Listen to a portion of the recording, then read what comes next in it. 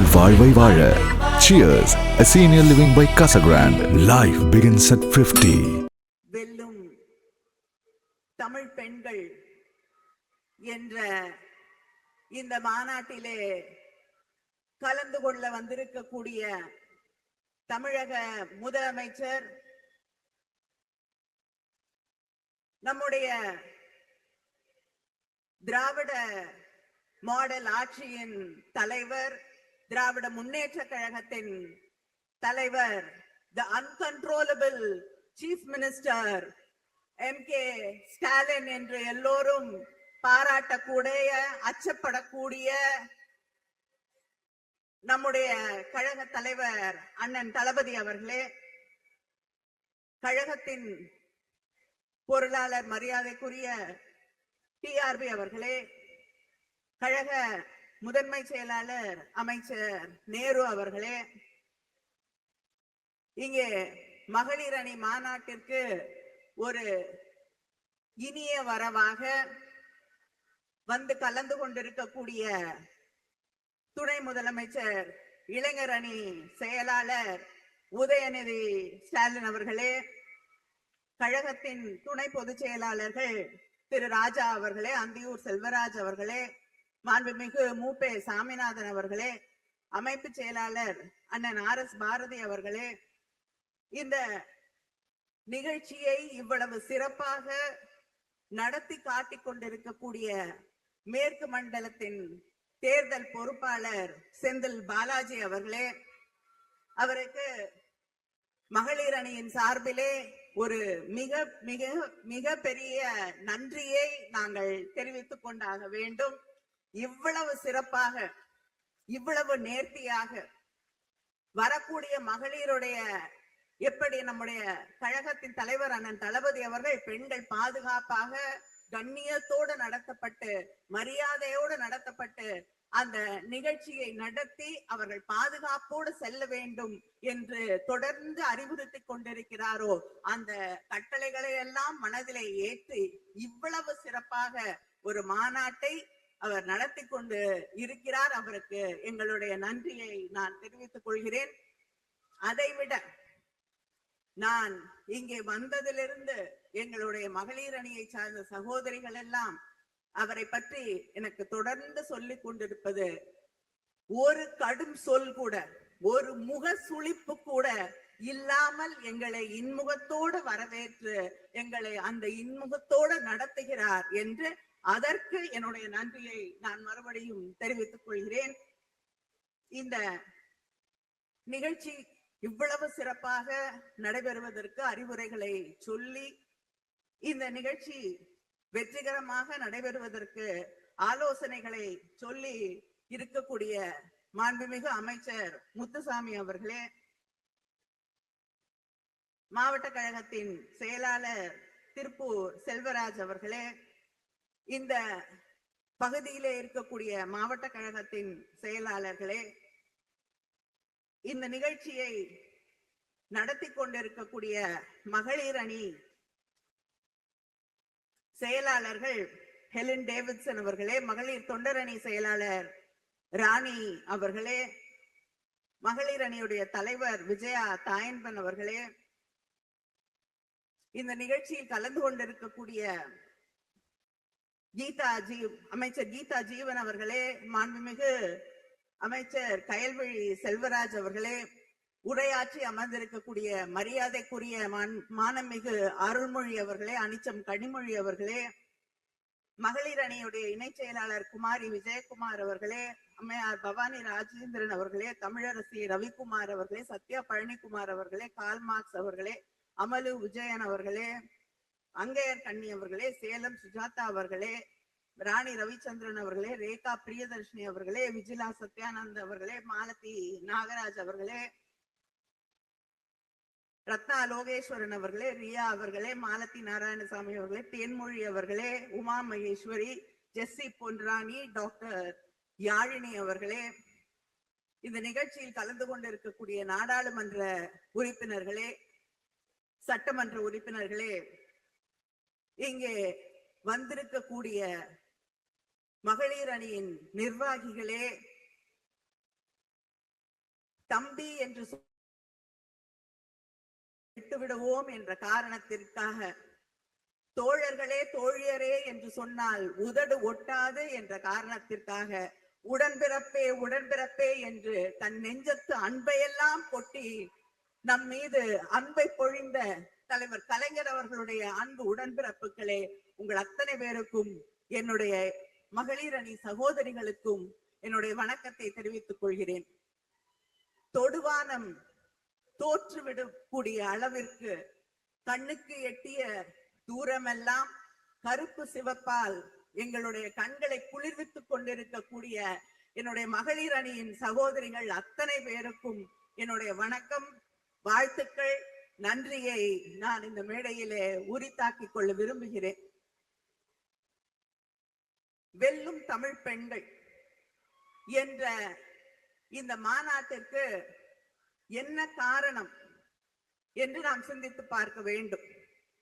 ஒன்று, நமக்கான ஒரு ஆட்சியை, பெண்களுக்கான ஒரு ஆட்சியை, பெண்களின் எதிர்காலத்தை பெருமைப்படுத்தக்கூடிய ஒரு ஆட்சியை நடத்தி கொண்டிருக்கக்கூடிய நம்முடைய முதலமைச்சர் அண்ணன் தளபதி அவர்களுக்கு நன்றி சொல்லக்கூடிய ஒரு மாநாடு இந்த மாநாடு.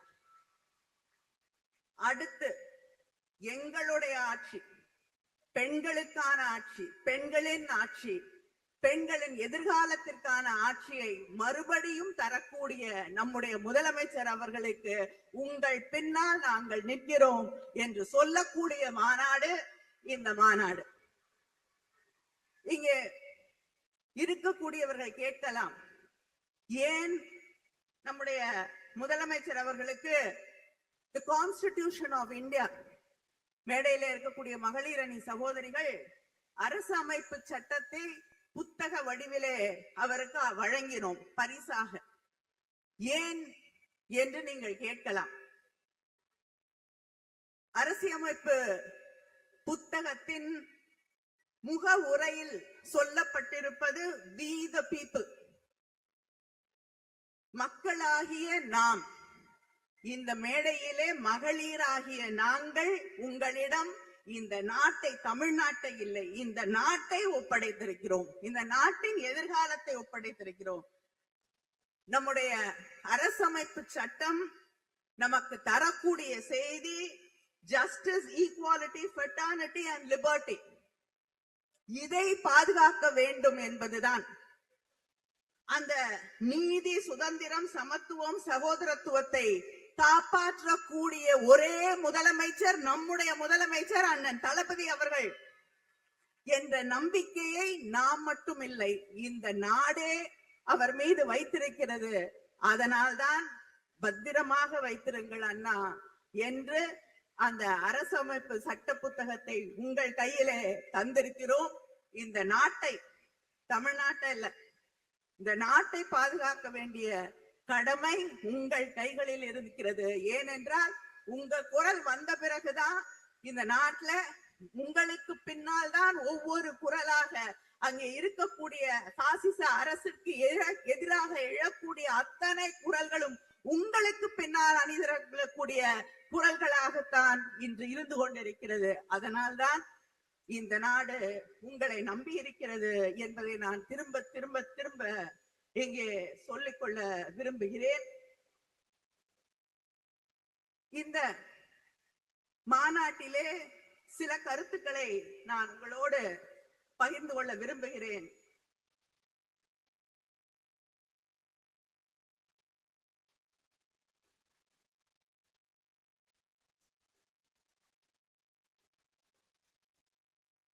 இந்த ஆட்சி மகளிருக்கான ஆட்சி என்று நாம் சொல்கிறோம். கலைஞர் மகளிர் உரிமை தொகை இன்று 1,30,00,000 சகோதரிகளுக்கு, தமிழ்நாடு முழுவதும் இருக்கக்கூடிய சகோதரிகளுக்கு தரப்படுகிறது. நம்மளை பார்த்து நிறைய பேர் கேட்கிறாங்க, தேர்தல் நேரத்துல வாக்குறுதி கொடுத்தீங்களே நிறைவேற்றினீங்களான்னு.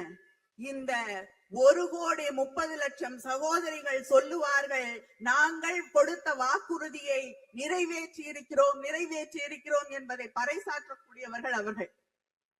அதே போல புதுமை பெண் திட்டம், கல்லூரிக்கு போகக்கூடிய சாதாரண சாமானிய குடும்பங்கள்ல இருந்து வரக்கூடிய பெண்களுக்கு கல்வி தடைபடக்கூடாது என்பதற்காக மாதம் 1000 ரூபாய் வழங்கக்கூடிய புதுமை பெண் திட்டம், விடியல் பயணம்.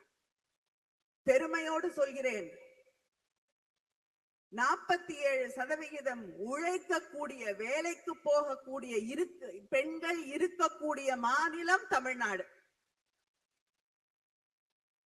வேற எந்த மாநிலத்திலும் படவில்லை. நமக்கு 47% பேர் இருக்கோம்னா அதற்கு காரணம் அதற்கான வாய்ப்புகள், கல்வி, அடிப்படை கல்வி வழங்கப்பட்டது, கல்லூரிக்கு போகக்கூடிய வாய்ப்புகள் உருவாக்கி தரப்பட்டது.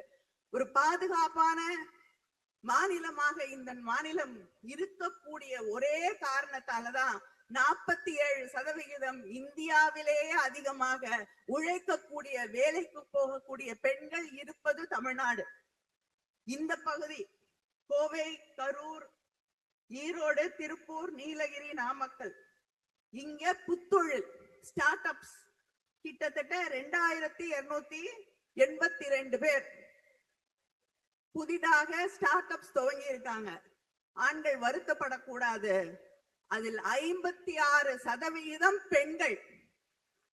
அதை உறுதி செய்த ஆட்சி திராவிட முன்னேற்ற கழக ஆட்சி. அதே போல தமிழ்நாடுல கல்வி இல்ல, கல்வி வளர்ச்சி இல்லைங்கிறாங்க. உயர்கல்விக்கு போகக்கூடிய பெண்களுடைய சதவிகிதம் இந்தியாவில 28%. ஆனா தமிழ்நாட்டுல உயர்கல்விக்கு போகக்கூடிய பெண்களுடைய சதவிகிதம் 48. நேஷனல் ஆவரேஜை விட நம்ம 20% தான் அதிகமா இருக்கும். இது வளர்ந்த நாடுகளுக்கு இணையான ஒரு சதவிகிதம். அதே போல படிக்கக்கூடிய பெண்களுக்கு, வேலைக்கு போகக்கூடிய பெண்களுக்கு தோழி விடுதிகள் என்று அவர்கள் தங்குவதற்காக அந்த விடுதிகளை உருவாக்கி அந்த பெண்களை பாதுகாப்பாக வைத்திருக்கக்கூடிய ஆட்சி நம்முடைய அண்ணன் தளபதி அவர்களுடைய ஆட்சி. ஆனா எதிர்கட்சிகள், உதயநிதி பேசும் பொழுது சொன்னாரே, எதிரிலே இருக்கக்கூடிய சங்கி கூட்டம், அடிமைகள் கூட்டம் என்று. அவங்க இன்னைக்கு தமிழ்நாட்டை பார்த்து, நம்முடைய ஆட்சி திராவிட முன்னேற்ற கழக ஆட்சியை பார்த்து பெண்களுக்கு பாதுகாப்பே இல்லை என்று ஒரு கருத்தை சொல்லிக் கொண்டிருக்கிறார்கள். நான் 2 உதாரணத்தை மட்டும் சொல்ல விரும்புகிறேன்.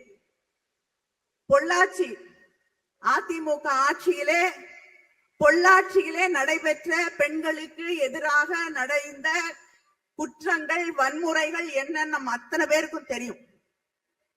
திராவிட முன்னேற்ற கழகம் அண்ணன் தளபதி அவர்களுடைய ஆணைக்கிணங்க அங்கே நாம் மகளிர் அணி அந்த போராட்டத்தை கையிலே எடுத்து அந்த போராட்டத்துக்கு போக கூட விடல.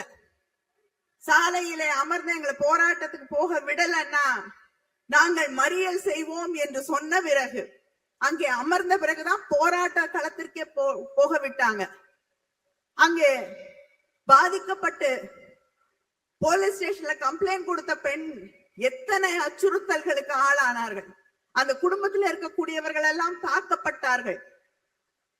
எடப்பாடி பழனிசாமி அவர்களுடைய ஆட்சியிலே பிறகு, நம்முடைய போராட்டத்திற்கு பிறகுதான் அந்த பெண்களுக்கு நியாயம் கிடைக்கக்கூடிய வகையிலே அந்த வழக்கு சிபிஐக்கு வழங்கப்பட்டது.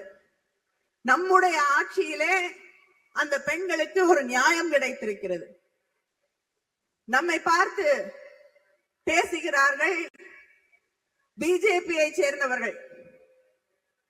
2017 உத்தரப்பிரதேசத்துல உன்னாவோல 17 வயது ஆன ஒரு சிறுமி குல்தீப் சிங் செங்கார் என்ற ஒரு சட்டமன்ற உறுப்பினரால், அவருடைய ரவுடிகளால் அந்த பெண் பாலியல் வன்முறைக்கு ஆளாக்கப்படுகிறார். அந்த குற்றத்தை செய்த ஒருவர் சமீபத்தில் நீண்ட நாள் போராட்டத்திற்கு பிறகு ஒரு நியாயம் கிடைக்கிறது. நாடு முழுவதும் பற்றி எரிந்த பிறகு அந்த பெண்ணுக்கு ஒரு நியாயம் கிடைக்கிறது. அந்த சிறுமிக்கு சமீபத்திலே அவருக்கு பெயில் வழங்கி இருக்கிறது டெல்லியில இருக்கக்கூடிய நீதிமன்றம். அதை எதிர்த்து போராடக்கூடிய அந்த பெண்ணுக்கு, அந்த குடும்பத்திற்கு எதிராக போலீஸ் அங்கே களமிறக்கப்படுகிறது. தெருக்களிலே அவர்கள் டெல்லியின் தெருக்களிலே இழுத்து வரப்படுகிறார்கள். இது பிஜேபி பெண்களுக்கு பாதுகாப்பு வழங்கக்கூடிய லட்சணம் இதுதான். ஆனால் கோவையிலே ஒரு பெண்ணுக்கு எதிரான ஒரு சம்பவம் நடக்கிறது.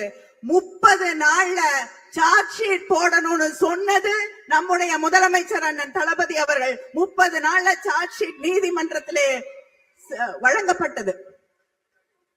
அந்த பெண்ணுக்கு நியாயம் கிடைப்பதற்கு நம்மோடு நின்று போராடக்கூடிய ஒரு முதலமைச்சர் இருக்கிறார் என்றால் யாரும் கேட்கறதுக்கு முன்னாடி முதல் குரலாக அந்த பெண்ணுக்கு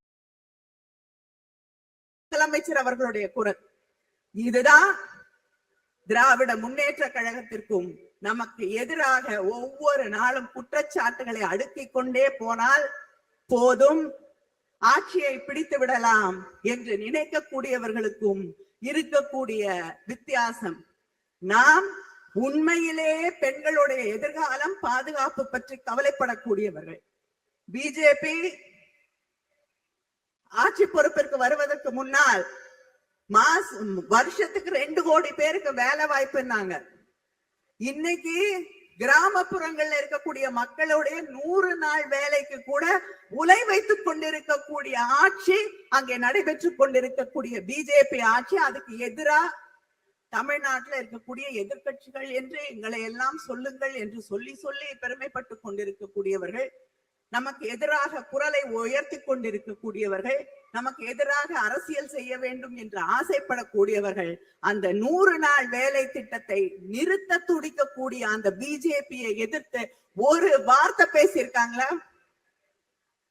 அதை எதிர்த்து தொடர்ந்து போராடி கொண்டிருக்கக்கூடிய முதலமைச்சர் இயக்கம் திராவிட முன்னேற்ற கழகம் மட்டும்தான். இது தமிழ்நாட்டை மட்டும் பாதிக்கக்கூடியதில்லை, நாடு முழுவதும் இருக்கக்கூடிய கிராமப்புறங்களிலே வசிக்கக்கூடிய மக்களுடைய வாழ்வாதாரத்தை, அவங்களுக்கு கிடைக்கக்கூடிய அந்த அடிப்படை சம்பளத்தை, அந்த ஒரு பொருளாதாரத்திலே அவர்களுக்கு இருக்கக்கூடிய பாதுகாப்பை அழித்தொழிக்கக்கூடிய சட்டம் அங்கே நிறைவேற்றப்பட்டு கொண்டிருக்கிறது. இப்படி மக்களுக்கு எதிராக, பெண்களுக்கு எதிராக தொடர்ந்து செயல்பட்டு கொண்டிருக்கக்கூடிய இந்த நாட்டிலே ஆன்மீகத்தை, இந்த நாட்டிலே மத கலவரத்தை, இந்த நாட்டிலே காழ்ப்புணர்ச்சியை, வெறுப்பை உருவாக்கி அரசியல் செய்து விடலாம் என்று துடித்துக் கொண்டிருக்கக்கூடிய பிஜேபிக்கு சம்மட்டி அடியாக நின்று கொண்டிருக்கக்கூடிய நம்முடைய முதலமைச்சர் அண்ணன் தளபதி அவர்களின் பின்னால் அணிதிரள்வோம். இங்கே இருக்கக்கூடிய பெண்கள் தலை நிமிர்ந்து நிற்கக்கூடியவர்கள். சிலர் நினைக்கலாம், நாம் நம்முடைய பார்வையை உயர்த்தக்கூடாது, குறுகி நிற்க வேண்டும், அவர்களுக்கு வளைந்து கொடுக்க வேண்டும், அவர்கள் முன்னால் நிற்கக்கூடிய தகுதி இல்லை என்று. அதையெல்லாம் உடைத்து வந்து நிற்கக்கூடிய அந்த உறுதியை நமக்கு திராவிட இயக்கம் தந்திருக்கிறது, நம்முடைய திராவிட மாடல் ஆட்சி தந்திருக்கிறது. நன்றி, வணக்கம்.